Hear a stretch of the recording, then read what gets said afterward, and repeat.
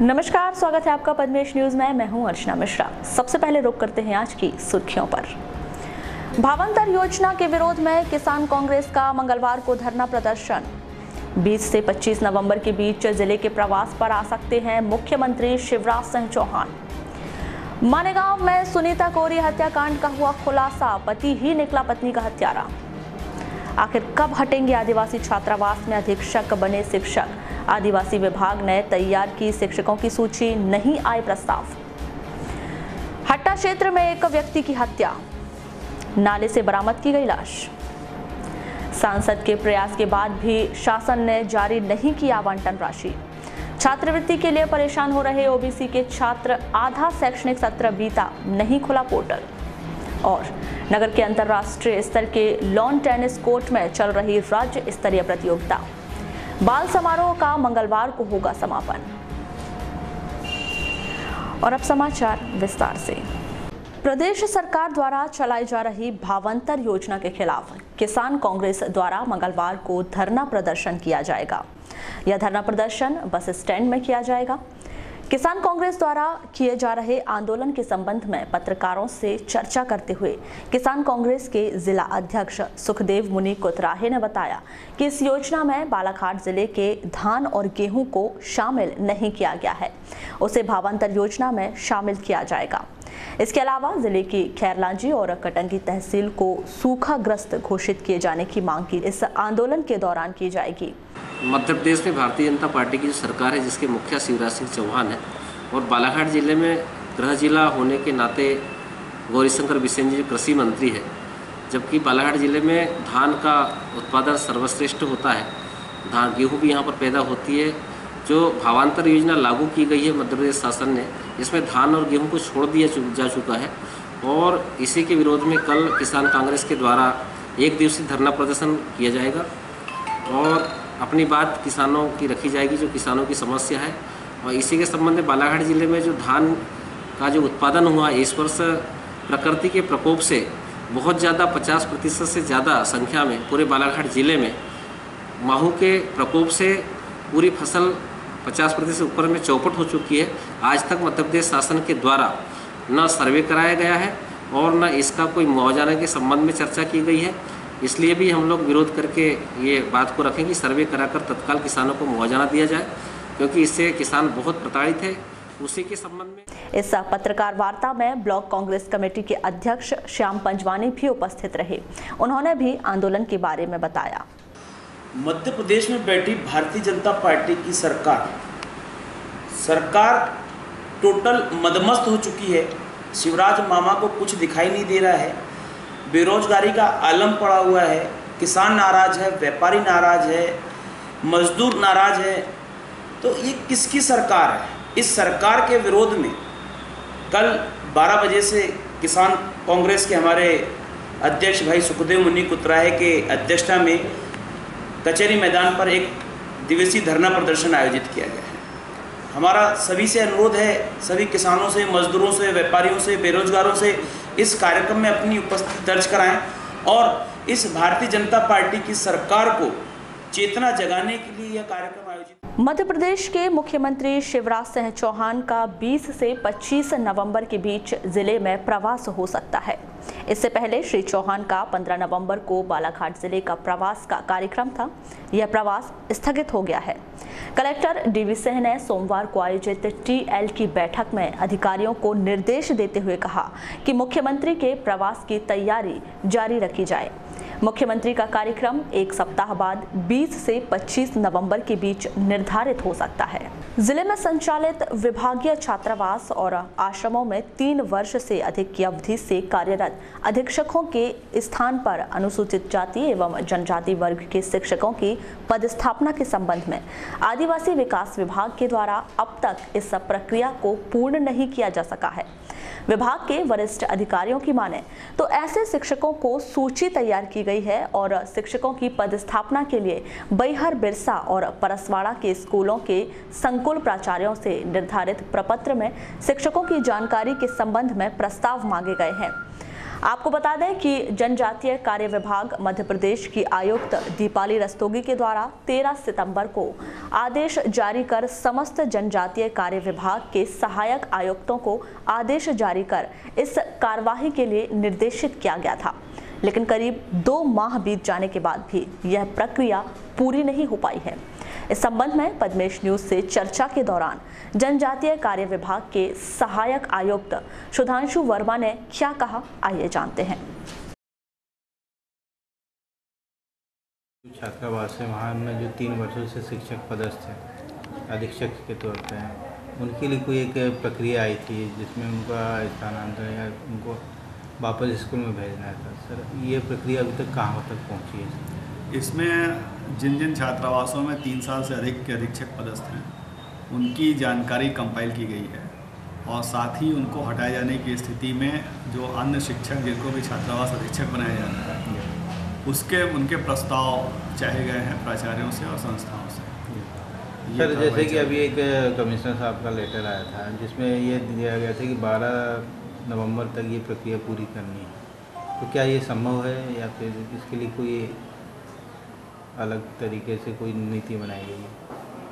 नहीं, इसमें जब तक ये कार्रवाई, क्योंकि ये ट्रांसफ़र पोस्टिंग की प्रक्रिया है, तो इसमें जो भी विहित प्रक्रिया उसका पालन करना पड़ेगा और जो मामला प्रभारी मंत्री के स्तर का है, जो ट्रांसफ़र का प्रभारी मंत्री तक जाएगी। बिरसा क्षेत्र के ग्राम मानीगांव में सुनीता कोहरी की हत्या की गुत्थी पुलिस ने सुलझा ली है और इस सुनीता की हत्या के आरोप में उसके पति अशोक कोहरी को गिरफ्तार कर लिया है। उसे न्यायिक रिमांड पर उपजेल भिजवा दिया गया है। प्राप्त जानकारी के अनुसार शनिवार रात 8 बजे सुनीता अपने घर से कहीं गई तो वापस नहीं लौटी। अगले दिन उसकी लाश उसके पड़ोसी रमेश यादव के घर पर मिली। उस समय रमेश यादव घर पर नहीं था। पुलिस द्वारा की गई जांच में पाया गया कि 4 बच्चों की मां 35 वर्षीय सुनीता का अवैध संबंध उसके पड़ोसी रमेश यादव से चल रहा था। यह बात सुनीता के पति अशोक को भी मालूम थी। रमेश ने इसी अवैध संबंध के चलते अपनी पत्नी के साथ मारपीट कर घर से भगा दिया था। वह अपने बच्चों के साथ मायके में रहती है। यह भी बताया गया है कि शनिवार रात 8 बजे जब सुनीता घर से निकली और काफी देर तक वापस नहीं आई तो उसके पति अशोक कोहरी चुपचाप रमेश यादव के घर पहुंचे, जहां उसने रमेश यादव के साथ अपनी पत्नी सुनीता को आपत्तिजनक हालत में देखा और दरवाजा तोड़कर रमेश के घर के अंदर गया और रमेश से मारपीट की तो वह घर छोड़कर भाग गया। इधर आवेश में आकर अशोक ने पड़ोसी के ही घर में अपनी पत्नी का गला दबाकर हत्या कर दी। जांच के दौरान शक होने पर पुलिस ने अशोक कोहरी से कड़ी पूछताछ की तो उसने अपना अपराध कबूल कर लिया। शासन के निर्देशों के तहत अन्य राज्यों में अध्ययन कर रहे ओबीसी वर्ग के छात्रों के ऑफलाइन छात्रवृत्ति फॉर्म भरे जा रहे हैं, जिसकी अंतिम तिथि 15 नवंबर निर्धारित की गई है। लेकिन नियमित ओबीसी छात्रों की छात्रवृत्ति के लिए अब तक ऑनलाइन पोर्टल नहीं खोल पाया है, जिसके कारण छात्रों को काफी समस्या का सामना करना पड़ रहा है। आपको बता दें कि शासन के द्वारा करीब 2200 ओबीसी छात्रों की छात्रवृत्ति के आवंटन राशि, जो कि करीब 2 करोड़ है, जारी नहीं की गई है, जिसको लेकर जहां विभाग द्वारा शासन से लगातार पत्राचार किया जा रहा है, वहीं सांसद बोध सिंह भगत पिछले माह 20 अक्टूबर को पत्र के माध्यम से शासन से आवंटन जारी किए जाने की मांग की थी। आवंटन राशि जारी न किए जाने के कारण छात्रों को आर्थिक समस्या से जूझना पड़ रहा है। सरदार पटेल कॉलेज के बी फार्मा के छात्र रितेश मरस्कोले ने पद्मेश न्यूज से चर्चा के दौरान बताया कि फॉर्म भरने के बाद भी पिछले साल की छात्रवृत्ति उसे नहीं मिल पाई है। ऑप्शन नहीं आ रहा है, ऑप्शन हाइड हो रहा है। जब आपने फॉर्म भरा था तो उसमें क्या सही सही फॉर्म में प्रविष्टि की थी? सब कुछ सही है, बट कब भरा था आपने फॉर्म? मैंने अभी भरा है। उसके पहले 2014-15 में कुछ स्कॉलरशिप मिली है। 2014-15 मिली है, अभी 2016-17 की नहीं मिली है। और अभी जो नया सत्र जो चालू हुआ है उसी का लेना है। उसी का लेना है। क्या जानकारी दी है? वही हमने फॉर्म फॉरवर्ड कर दिया है, उनकी तरफ से प्रोसेस है वो कर दिया है उन्होंने। कितनी स्कॉलरशिप मिली है? 28,000। 28,000। कहाँ क्या कर रहे हैं? सरदार पटेल कॉलेज से बी फार्मा। अच्छा ये बताइए, क्या वजह लगती है सर कि आपको 2 सालों से जो है ऐसा चक्कर काटना पड़ रहा है? कब से आ रहे हैं आप यहाँ? मैं तो अभी बस ये 1 महीना हुआ है, 15 दिन हुआ है। अच्छा ये बताएं, अभी तक जो आपको खर्च आया है कितना आया हुआ? टोटल फोटो कॉपी ये वो सब मिला के? 100 रुपये। नहीं बी फार्मा जो कर रहे हैं। बी फार्मा खर्च करने में हमको 42,000 पर ईयर का लगता है, 4 साल का। 42,000। और जैसे कि अभी तक आपको स्कॉलरशिप नहीं मिली तो किस प्रकार की दिक्कतें महसूस कर रहे हैं? अभी अब हमको क्या दिक्कत? वहीं पोर्टल में भी जानकारी गलत प्रदर्शित हो रही है। वहीं ऑफलाइन आवेदन करने वाले छात्रों ने छात्रवृत्ति फॉर्म जमा किए जाने पर पावती रसीद की मांग की है। ओबीसी के फॉर्म भरा है। हाँ। अच्छा बताएं इसकी प्रक्रिया क्या है, कैसे भरा जाता है? तो जैसे अगर कोई स्टूडेंट बनना चाहे हाँ। तो क्या प्रक्रिया होती है? इसकी स्कॉलरशिप भी भरा जाता है। ऑनलाइन फॉर्म होता है कि कैसा होता है? हाँ, यहाँ से ऑनलाइन होता है। अच्छा, स्कूल में कोई प्रोसेस नहीं होती क्या ऐसे भराने की फॉर्म? कॉलेज में? हाँ हाँ, कॉलेज में होते हैं ना, सर लोग चेक करते हैं। अच्छा ये बताएं, ये जो फॉर्म आप भरते हैं इसकी रिसिप्ट नहीं दी जाती, क्या ज़रूरी है रिसिप्ट मिलना चाहिए? हाँ सर, ये तो प्रूफ के तौर पे मिलना चाहिए। तो आप लोग मांगते क्यों नहीं? क्योंकि अभी काफ़ी स्टूडेंट गए हैं जिन्होंने सिर्फ रजिस्टर में साइन किया है, रिसिप्ट नहीं दिया, तो कैसे पता चलेगा कि आपने फॉर्म भरा है? यदि गुम जाता है या कुछ हो जाता है तो आपके पास क्या प्रूफ है? आपके हिसाब से क्या होना चाहिए? हमारे हिसाब से सर मिलना चाहिए। रिसिप्ट मिलना चाहिए। अच्छा, इसमें कुछ पैसे वैसे भी लगते हैं क्या? नहीं, पैसे वैसे कुछ नहीं। निःशुल्क है? हाँ, निःशुल्क। क्या नाम है आपका? इस संबंध में अन्य पिछड़ा वर्ग और अल्पसंख्यक कल्याण विभाग की सहायक संचालक अंजना जैतवार ने कहा कि समस्याओं के समाधान के लिए सार्थक प्रयास किए जा रहे हैं। भी है और अपने स्टेट का भी है, डिस्ट्रिक्ट। अदर स्टेट का? तो अदर स्टेट का तो भी हमने विज्ञप्ति लगाई थी, 15 तारीख तक है, 15 नवंबर तक। और अपने यहाँ अभी तो उसका पोर्टल अभी तो स्टार्ट पोर्टल नहीं स्टार्ट हुआ। पोर्टल स्टार्ट हुआ है? हो गया नहीं, है? अभी ओपन नहीं हुआ पोर्टल। कब तक होगा इसमें जानकारी? अब इस मंथ तक हो जाए, हो तो जाना चाहिए था अभी तक। अच्छा मैडम, इसमें कुछ ऐसे छात्र हैं जिनका कहना है कि जो है उनके पोर्टल में उन जानकारी हाइड हो रही है, उनको नहीं मिल पा रही है जानकारी। क्या जानकारी नहीं मिल पा रही है? यानी उन्होंने जो फॉर्म भरे हैं जैसे 2015-16 की जो उनको स्कॉलरशिप मिलना था, हाँ। वो नहीं मिल पाई है। तो उनके डॉक्यूमेंट कंप्लीट नहीं रहे होंगे, ये हो सकता है। उनका कहना ये है कि डॉक्यूमेंट्स कंप्लीट है, लेकिन दिक्कत ये आ रही है कि जब वो कंप्यूटर में देखते हैं तो उसमें सैंक्शन नहीं दिखा रहा। हाँ, सैंक्शन नहीं दिखा रहा। कोई डुप्लीकेसी हो सकती है या डॉक्यूमेंट कम हो सकते हैं उनके। उसके लिए क्या करना पड़ेगा? तो उनको फिर से जो जितनी कमी है डॉक्यूमेंट की वो ले आए। उनका कहना है कि करीब 1 माह से वो ऑफिस से चक्कर लगा रहे हैं, लेकिन उनकी समस्या का समाधान नहीं हो रहा। पहली प्रॉब्लम तो हमारे पास आवंटन की है अभी। अच्छा। आवंटन के लिए हम लेटर लिख चुके हैं 3 बार, तो वो जैसे ही आता है तो काफ़ी सारी प्रॉब्लम तो ऐसे ही सॉल्व हो जाएगी। अच्छा, आवंटन की वजह से है। मैडम, छात्रों का एक कहना ये भी है कि जो उन लोग फॉर्म भर रहे हैं उसकी रिसिप्ट नहीं दी जाती, तो ऐसा कोई प्रावधान है क्या? नहीं, तो फॉर्म तो हम लोग ऑनलाइन करते हैं कि उससे कौन, उसमें तो हमारा कोई रोल ही नहीं है। नहीं, जैसे यहाँ पर आवेदन जैसे हम लोग जमा करते हैं, हाँ, हाँ। उसके लिए कोई ऐसे रिसिप्ट का प्रावधान है उनके पास? वो तो ऑनलाइन होते हैं ना छात्रवृत्ति के। हट्टा क्षेत्र में एक व्यक्ति की हत्या करने के बाद उसकी लाश नाले में फेंक दी गई।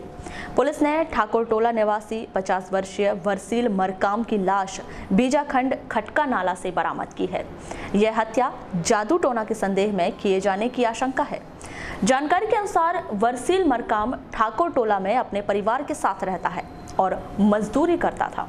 11 नवंबर की रात खाना खाने के बाद वह घर की छपरी में सो गया। 12 नवंबर को सुबह वह घर पर नहीं मिला।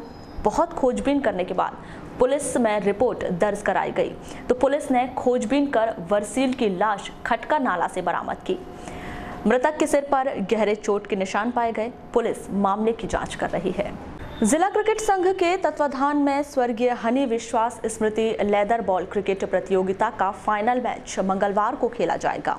फाइनल में 11 स्टार का मुकाबला DCA से होगा। इधर सोमवार को दूसरे पूल का सेमीफाइनल मैच 11 स्टार और RCC के बीच खेला गया। भाजपा जिलाध्यक्ष रमेश रंगलानी और श्रमजीवी पत्रकार संघ के अध्यक्ष इंद्रजीत भोज की प्रमुख उपस्थिति में खेले गए इस मैच में आरसीसी की टीम ने पहले बल्लेबाजी करते हुए 167 रन बनाए। जवाबी पारी खेलने उतरी 11 स्टार की टीम ने 21 ओवर में ही यह लक्ष्य प्राप्त कर लिया। शानदार शॉट। अभी अखिलेश चतुर्वेदी जी, मोनू चतुर्वेदी जी का आगमन हुआ है। इस बार तेज गति की गेंद भी भूषण खेला है, ऊपर उठ गई यहाँ पर फील्डर गब्बर ने काफी अच्छा प्रयास किया यहाँ पर, निश्चित ही 2 रन बचाए अपनी टीम के लिए।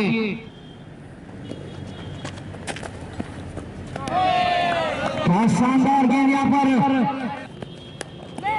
इस बार कोई मौका नहीं, अच्छी फील्ड यहाँ पर, निश्चित ही अपनी टीम के लिए 3 रन बचाए यहाँ पर।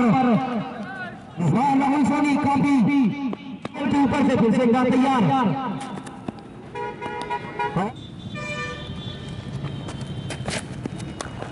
अच्छा शॉट, नहीं रोक पाएंगे, दर्शक भी बनकर रह जाएंगे। 4 रन और हमारे बीच। मैं जिला क्रिकेट संघ सचिव निशांत मिश्रा। जिला क्रिकेट संघ द्वारा यह प्रतियोगिता आयोजित कराई जा रही है, जिसमें कि आज का दूसरे पुल का दूसरा सेमीफाइनल मैच आरसीसी बालाघाट और 11 स्टार बालाघाट के मध्य खेला जा रहा है, जिसमें कि पहले बल्लेबाजी करते हुए आरसीसी बालाघाट ने निर्धारित 25 ओवरों में ऑल आउट होकर 167 रनों का योग का स्कोर दिया है। जवाबी पारी खेलने उतरी स्टार 11 बालाघाट बल्लेबाजी कर रही है। काफ़ी रोमांचक और शानदार मुकाबला है। इसी क्रम में इस टीम के विजेता और डीसीए बालाघाट के मध्य कल फाइनल मुकाबला खेला जाएगा। हमारे जिला क्रिकेट संघ के अध्यक्ष माननीय अनिल धुवारे जी द्वारा इस प्रतियोगिता का आयोजन कराया गया है, जिसका कि कल फाइनल खेला जा रहा है, जिसका फाइनल इस टीम के दोनों टीम के विजेता और डीसीए बालाघाट के मध्य खेला जाएगा। माननीय अनिल धुवारे जी और मैं जिला क्रिकेट संघ सचिव निशांत मिश्रा सभी दर्शकों से अपील करता हूं कि ज़्यादा से ज़्यादा तादाद में आकर इस फाइनल का लाभ उठावें और जिले की खेल प्रतिभाओं को बढ़ावा दें। छोटी कुम्हारी में 2 दिवसीय पट प्रतियोगिता का सोमवार को शुभारंभ किया गया। इस प्रतियोगिता में पहले दिन 1 दर्जन बैलजोड़ियों ने हिस्सा लिया। इस पट प्रतियोगिता में फाइनल दौड़ मंगलवार को होगी।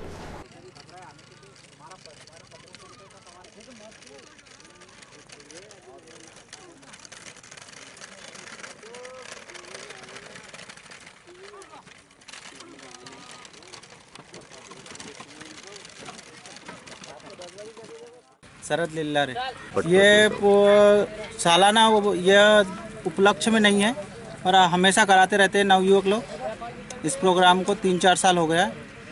क्या उद्देश्य को लेकर करा रहे हैं? उद्देश्य क्या है, यह बैलजोड़ी पट प्रतियोगिता जीवित रहे जिले में, इसके लिए यह प्रोग्राम कराया जाता है। कितने दिवसीय कार्यक्रम है आपको? 2 दिवसीय कार्यक्रम है। आज कहाँ की जोड़ियाँ? आज बड़ी कुमारी, कुमारी, जापपुर, जरेरा, मुरझड़, मजारा, बगोली।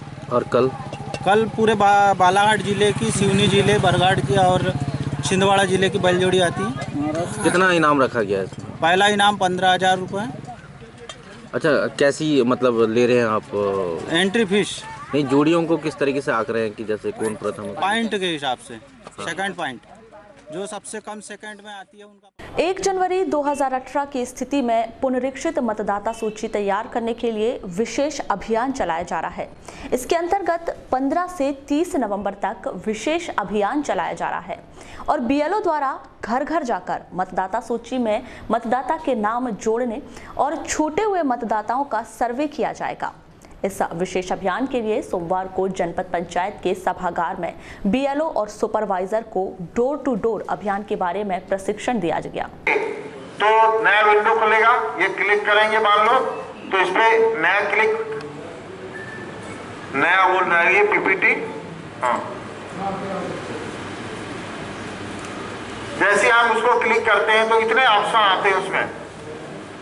फील्ड विजिट के लिए, ठीक है, पहला वाला जो है परिवार में जाते हैं तो उसके लिए पहले नंबर की दौड़ है, उस पर क्लिक करेंगे, उस पर जाके हम काम करेंगे। मैं अरविंद मते, लेक्चरर शासकीय उत्कृष्ट विद्यालय बालाघाट से ब्लॉक मास्टर ट्रेनर्स के रूप में यहाँ जनपद के सभा कक्ष में प्रशिक्षण के लिए जिला निर्वाचन अधिकारी के निर्देशानुसार उपस्थित हुए हैं। ये विशेष अभियान 15 नवंबर से 30 नवंबर तक चलाया जाना है। BLOs को प्रशिक्षण दिया जा रहा है। BLOs को डोर टू डोर जाकर प्रत्येक मतदाता के परिवार की जानकारी कलेक्ट किया जाना है। ये मुख्य उद्देश्यों को लेकर ये प्रशिक्षण दिया जा रहा है। यहाँ पर BLOs को नए जो हमारे मतदाता जो 18 वर्ष के होने जा रहे हैं, उनके नाम किसी भी प्रकार से छूटना नहीं चाहिए, उनके नाम जुड़ जाना चाहिए।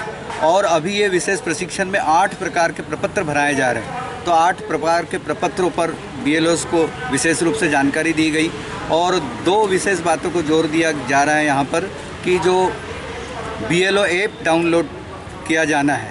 15 तारीख से BLOs मोबाइल पर ये काम कर सकेंगे। हमारे ज़िले में भी कोशिश होगी कि अधिक से अधिक BLOs जितने भी मतदाता की जानकारी हमारी मतदाता सूची में रजिस्टर्ड है वो शुद्ध करना है उनको किसी भी प्रकार। परसवाड़ा क्षेत्र के ग्राम खर्रा में एक व्यक्ति को उसके भाई भाभी ने लाठी से मारकर घायल कर दिया। घायल व्यक्ति श्याम कुमार विश्वकर्मा को जिला अस्पताल में भर्ती किया गया है। बताया गया है कि श्याम कुमार का अपने भाई के साथ खेत और मकान के बंटवारे का विवाद चल रहा है। नगर के वैनगंगा क्लब में राज्य स्तरीय लॉन टेनिस प्रतियोगिता का आयोजन किया जा रहा है। 12 नवंबर से शुरू हुई इस प्रतियोगिता के दूसरे दिन सभी आयु कैडर के प्रतियोगियों के बीच मैच कराए गए। टेनिस क्लब के सदस्य प्रोफेसर संतोष सक्सेना ने बताया कि इस प्रतियोगिता में 85 खिलाड़ी शामिल हो रहे हैं। इस प्रतियोगिता का समापन 19 नवंबर को होगा। मैं डॉक्टर संतोष सक्सेना इस क्लब का मेंबर हूँ, टेनिस क्लब का, और इसके एग्जीक्यूटिव का भी मेंबर हूँ।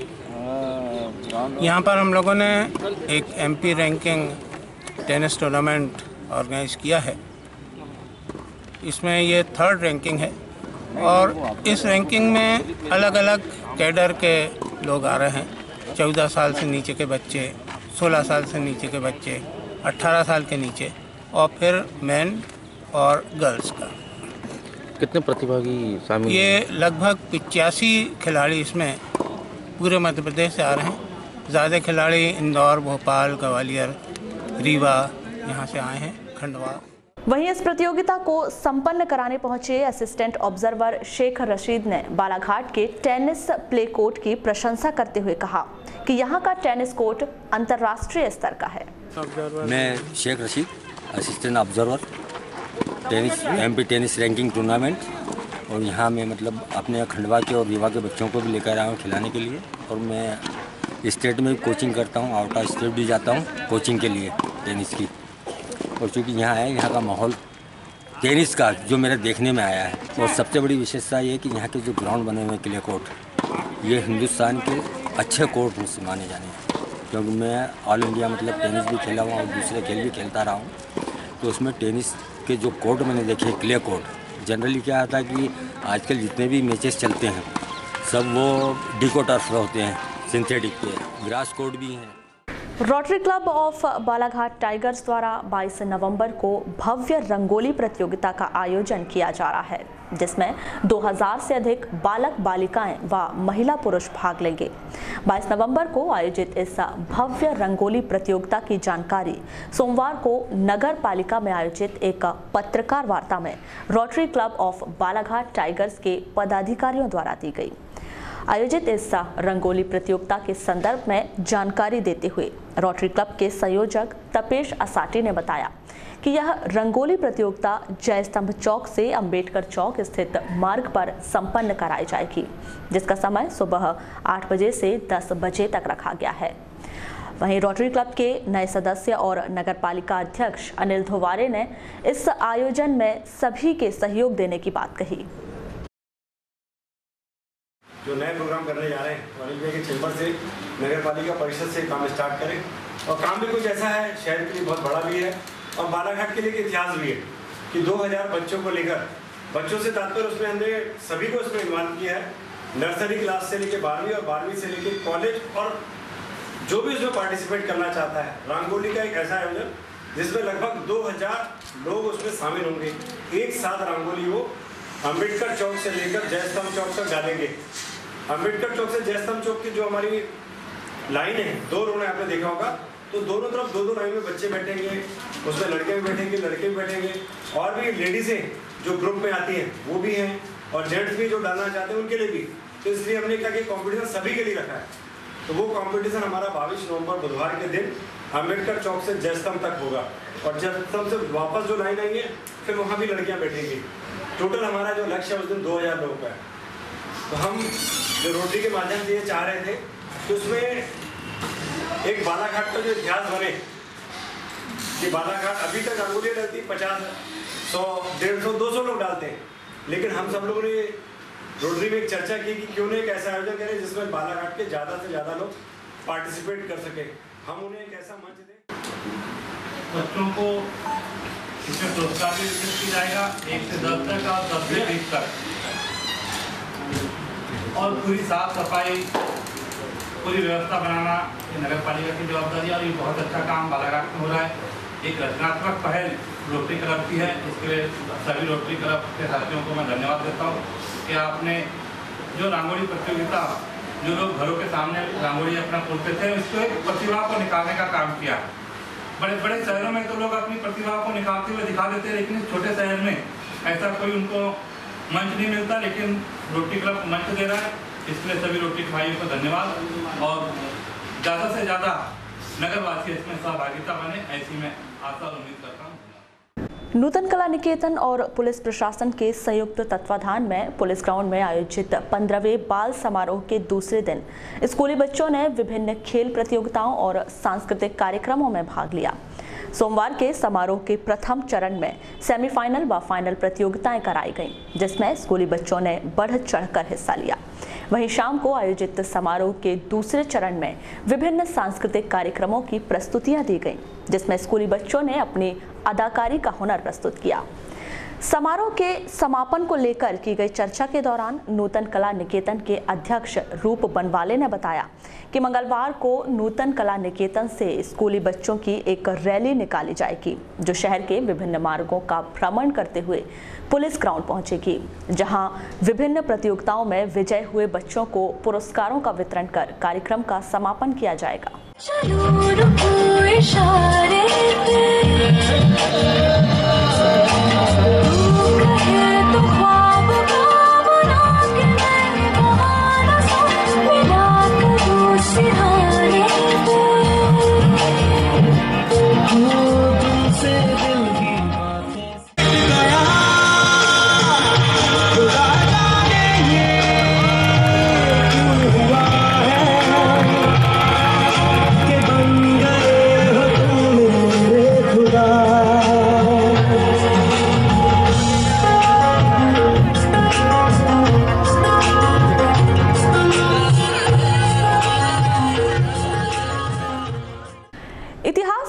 पुरातत्व शोध संस्थान को जनवरी 2018 तक के लिए बंद कर दिया गया है। जीर्णोद्धार कार्य पूर्ण होते ही संग्रहालय को पुनः शुरू किए जाने की बात अधिकारियों द्वारा कही जा रही है।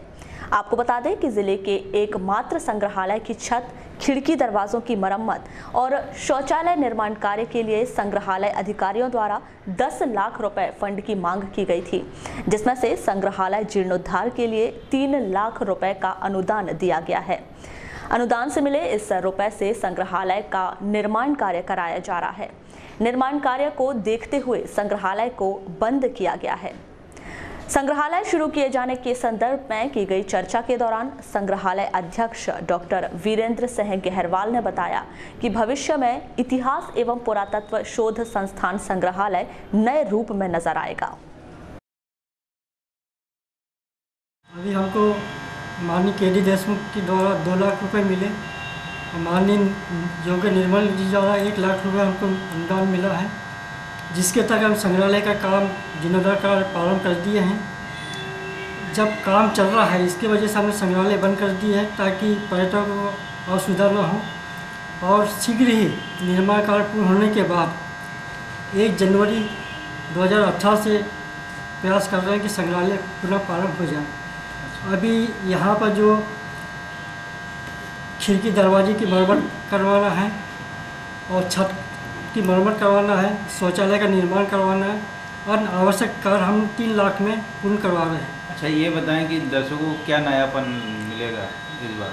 इस बार सभी प्रतिमाओं को एक रूपता दी जा रही है, जो छायाचित्र हैं जो इधर उधर पहले लगे हुए थे उसको भी एक रुकता दी जाएगी। जो अन्य आवश्यक कार्य जो हैं, यानी ऐसा दर्शक को ऐसा महसूस हो कि पहले क्या था संग्रहालय और वर्तमान में क्या संग्रहालय है, एक नया रूप आकर्षण देने का प्रयास किया जा रहा है।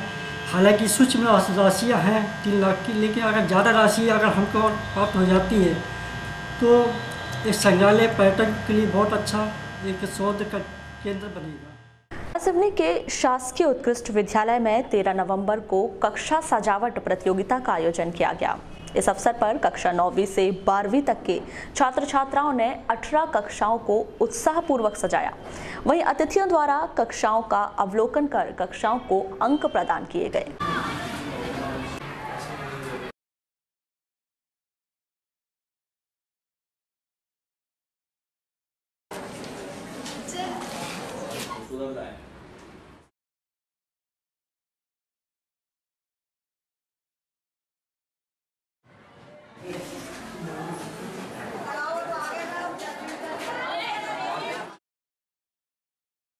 ये कल हमारे यहाँ पर बाल दिवस पूरा मनाया जाना है स्कूलों में। तो बाल दिवस के पूर्व अवसर पर हमने बच्चों को स्वच्छता की ओर प्रेरित करने की दृष्टि से कक्षा सजावट प्रतियोगिता रख दी। तो जिसमें कुछ कल आकर के बच्चों ने अपने कक्षों की साफ सफाई की, सब्जेक्ट से संबंधित कुछ चार्ट बना के, पोस्टर बना के और कुछ ब्लैक बोर्ड पर अच्छे से साज सज्जा करके, कुछ रंगोली डाल करके ऐसा स्वच्छ अपने कमरों को किया है। इसमें विषय क्या दिया गया था सर? वारासिवनी में वार्ड नंबर 2 स्थित अंबेडकर भवन के परिसर में शिव पुराण कथा का समापन किया गया।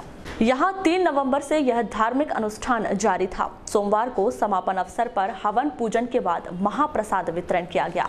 इस 11 दिवसीय कथा में सिवनी से पधारे कथावाचकों द्वारा शिवजी की लीलाओं का सुंदर चित्रण किया गया।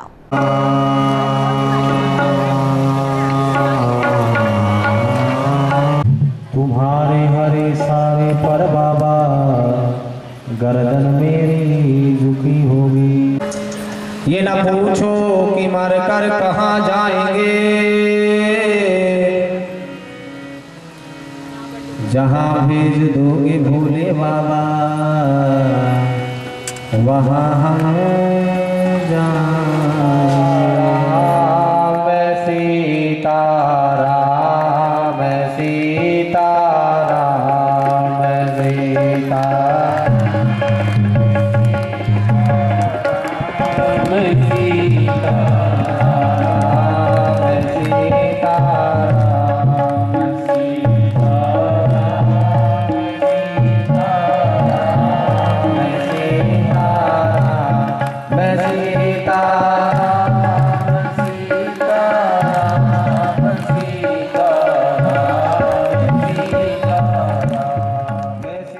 लालबर्रा में भाजपा महिला मोर्चा द्वारा मुख्यमंत्री प्रसूति सहायता योजना के अंतर्गत हितग्राही सम्मेलन का आयोजन किया गया। इस कार्यक्रम में महिला मोर्चा की प्रदेश अध्यक्ष श्रीमती लता एलकर और जिला पंचायत अध्यक्ष श्रीमती रेखा बिसेन की प्रमुख उपस्थिति में आयोजित किया गया। कार्यक्रम के दौरान अतिथियों द्वारा इस योजना का बखान कर हितग्राहियों को चेक प्रदान किए गए।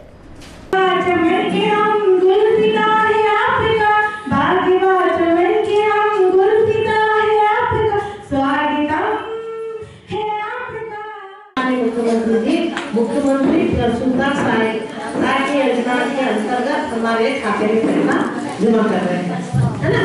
तो मेरा ऐसा मानना है कि हमारे माननीय मुख्यमंत्री जी ने हमारी चिंता है, तो सभी बहनों को इसकी जानकारी होना चाहिए। कभी कभी क्या होता है कि कई महिला बहनों को पता ही नहीं रहता, है ना।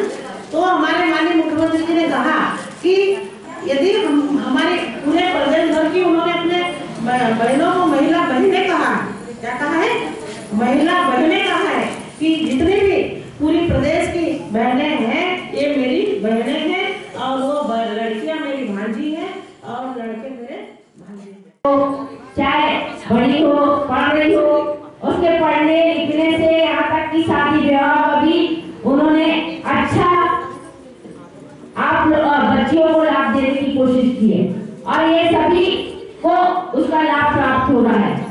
बहनों, हम तो यही चाहते हैं कि जिस तरह हम सबके लिए हमारे मुख्यमंत्री जी इतना कुछ सोच रहे हैं, हमारी भारतीय जनता पार्टी आप लोगों के लिए इतना कुछ कर रही है, तो आप लोग भी